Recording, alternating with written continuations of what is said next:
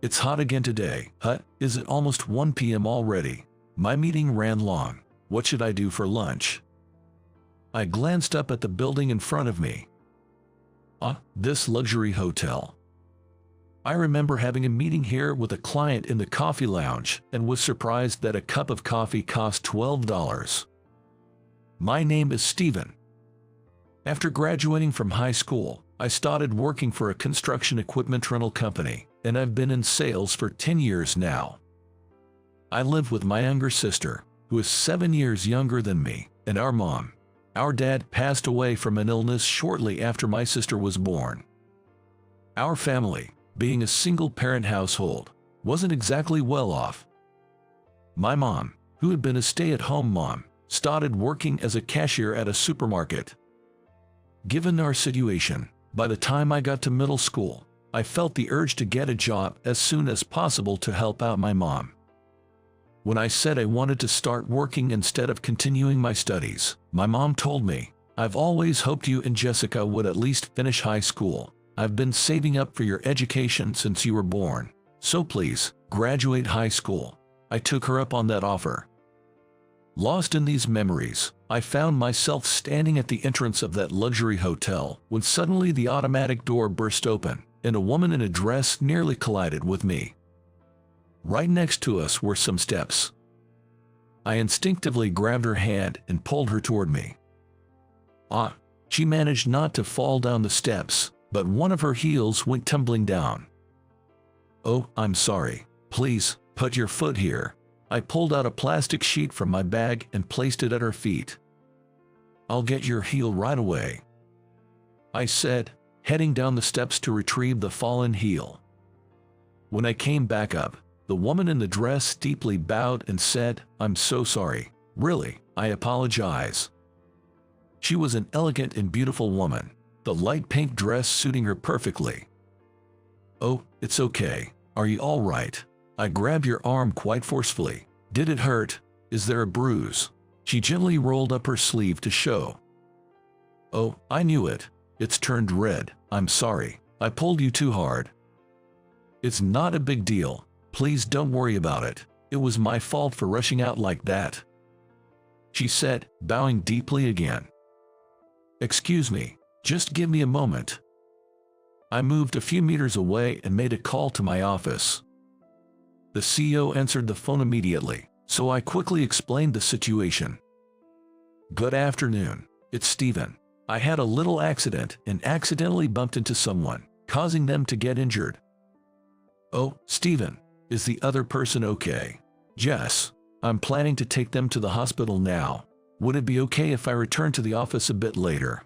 "All right, please do that. Let me know the outcome." "Understood." With the CEO's approval, I went back to her. "I apologize for the wait. Just to be safe, let's head to the hospital. I'll come with you." "There's no need for a hospital. I'm fine. Please don't worry about it. If it swells up, it'll be a problem. Let's go." With that, the woman in the dress seemed quite embarrassed, but we both hopped into a cab and headed to the hospital. After the orthopedic examination, the doctor explained the situation carefully. The diagnosis was that there were no bone issues, just some internal bleeding. Afterwards, while waiting to pay, we sat down and chatted. "You know, I just learned for the first time, warming up a bruise after about the 4th day helps it heal faster." "I just learned that too." Seeing her smile made my heart skip a beat. "Oh, I forgot to introduce myself earlier. My name is Steven." "I am Catherine, right? Earlier, the nurse called you Catherine." Right after that, both of our stomachs growled at the same time. "Oh my, how embarrassing," she said with a flushed face. "It's getting late, isn't it?" We laughed, and when we checked the time, it was past 3 p.m. I told her I'd report to the office and then have lunch before returning. I invited Catherine out for lunch. After reintroducing ourselves, she began to share her story. Catherine is a 21-year-old college student. Turns out, her father is the CEO of the big company, Johnson Enterprises. She was certainly beautiful in her dress, and the term of president's daughter was apt. She was told there was a tea party at that hotel, but when she arrived, there was an unfamiliar man there, apparently set up for a blind date. I was surprised to hear that Catherine, still a student, was tricked by her parents into attending a blind date. Catherine, a blind date while you're still in college. Why would they do that? Well, my dad wanted a son to take over the business, but since I'm a girl, I can't be the next CEO, so he wants me to marry someone suitable to be the next CEO. Wait, marry someone to be the next CEO. When I rolled my eyes at the story, which seemed impossible to the average person like me, she continued her story with a downcast look on her face. Yes, there was talk that the son of one of our clients, a top executive, was looking for a match. It was surprising that, in this day and age, there were parents who would suggest a marriage without their child's consent. So you had an arranged date? Yes. After our parents exchanged pleasantries and brief introductions, they left, and after dinner, he suddenly mentioned he had booked a room upstairs in the hotel. I felt he was trying to take me there. What? That's outrageous. Yes, I was scared and ran away. When I hastily went outside, I bumped into you. I'm really sorry. Well, that's just rude and terrible. You must have had a tough time. Her face turned into a mix of worry and sadness. You know, I have a younger sister, about 7 years younger. If I ever told her to go on an arranged date, she'd probably slap me and tell me to get real. Hearing that, she burst into laughter. What a radiant smile she has. I felt my heart race again. Later, we exchanged contact information and parted ways. When I got home, I told my sister, Jessica, about the day's events. What? Seriously? An arranged date without even asking her? Who does that nowadays? That's unbelievable. Totally unacceptable, she said, clearly upset as if it had happened to her. The next day, I received an email saying she had been severely scolded by her parents upon her return home. After that incident, I heard that Catherine got a pretty serious talking to when she got home. Why? She didn't do anything wrong. It's absurd she got scolded. Maybe we should talk to her parents. That's just wrong. I'd like to chat with her. Maybe, it might be nosy, but perhaps we should give her some advice. Maybe it's fate that we met. While pondering this, I received a message from her, wanting to thank me. The following weekend, when she invited me for a meal and I told her it was Jessica's birthday and we were planning a big get-together at my place, she asked, would it be alright if I stopped by? So, I decided to invite Catherine over to my house. Come the weekend, she arrived at our home with some fancy sushi. Oh, you must be Catherine. I've heard about you from my brother. I'm Jessica, his sister. Oh, I'm sorry. It's so thoughtful of you, especially since we haven't even met before. It's okay.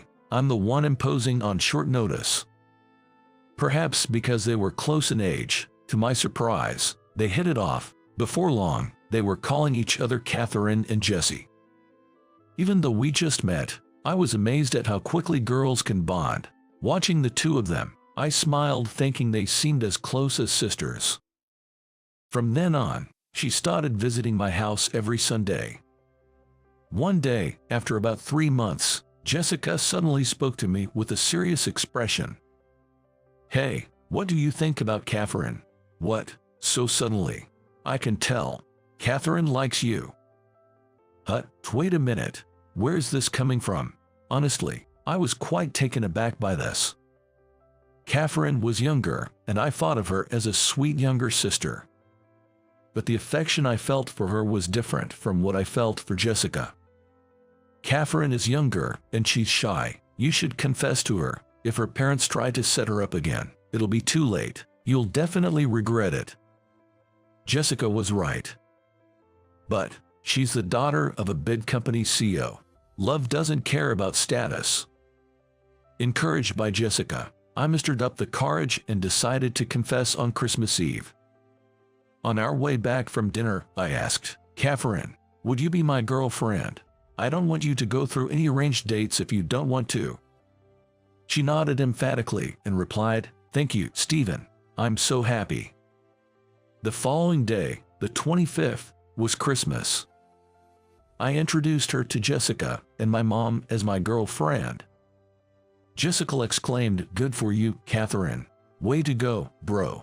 My son Stephen, who, as far as I know, has never had a girlfriend in his 27 years, now has such a wonderful girlfriend. I'm so happy. My mother was also smiling and excited.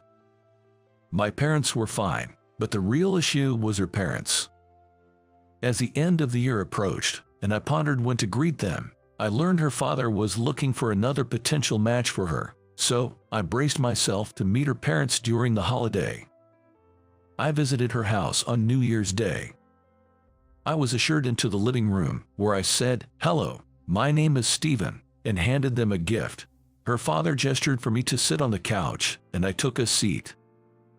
"I have been dating Catherine since last month. My name is Stephen. I am here today to inform and greet you about this." After saying this, I could feel sweat dripping all over, despite it being the middle of winter. Suddenly, her mother said, "Well, I'm well aware. Catherine has been visiting your home frequently since last September, and I know about your family too. Of course, I've already looked into you as well." "Mom, I didn't ask about any of that. Why did you go snooping around?" Catherine exclaimed loudly in surprise. Her mother gave Catherine a stern look. "It's only natural to be concerned about my only daughter." "That's a whole different issue." Catherine seemed to bite her lip as if she had more to say. "Well, in that case, I'll skip the introductions. I'd like to continue seeing Catherine seriously. That's why I took the time to come here today." Her mother frowned slightly and said, "You're aware that Catherine is the daughter of the CEO, right? Your family is just your mother and younger sister, I believe. From a not-so-wealthy household. You didn't go to college, and you work at a pretty small company. Didn't you think you might be out of your league?" Indeed, I was at a loss for words. While I was searching for a reply, Catherine glared at her mother again. "Mom, that's incredibly rude." "Rude? I'm just stating the facts." Catherine and her mother argued, while her father just watched. "Well, you're right. Since my father passed away when I was in elementary school, my mother worked part-time jobs she wasn't used to support my sister and me. I wanted to start working as soon as possible to help out, so I never considered going to college. It's also true that the company I work for is small compared to the one where her father owns." After he said this, her father chimed in. "You seem to be more than what I heard from Mr. Johnson." "Hut, Mr. Johnson? Why is my CEO's name coming out of her father's mouth?" As I wondered, the conversation continued. "I've heard you've been with Johnson Rentals for 10 years and have always been an outstanding salesman. You've studied for and obtained several certifications that would be beneficial for the job even without being told by your boss. Did you also research my wife and my preferences for the gift you brought today? Mr. Johnson has been bragging about you. He said there hasn't been a new employee more dedicated and polite than you in the past decade." Turns out, her father is an old friend of Mr. Johnson, the CEO of the company I work for. After checking into me with a private investigator, he found out I was an employee at his friend and business partner, Mr. Johnson's company, and asked about me. "You're friends with the CEO, huh? But I might be a bit overrated." When I said that, her father stared intently at my face and responded, "With my daughter's temperament, it's just too much for her to take on the role of CEO. She's gentle and doesn't have the nature to lead or be above others. But I don't have much time left. Therefore, I've been thinking of finding a suitable son-in-law to entrust the company to.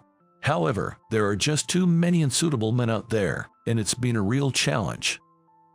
Hearing this wasn't only a shock to me. Catherine was also unaware of her father's illness. "Dad, is it a serious illness?" "It seems to be a brain tumor. It's in a tricky location. They say if it's short, maybe a year. If long, just a few years." "Oh no."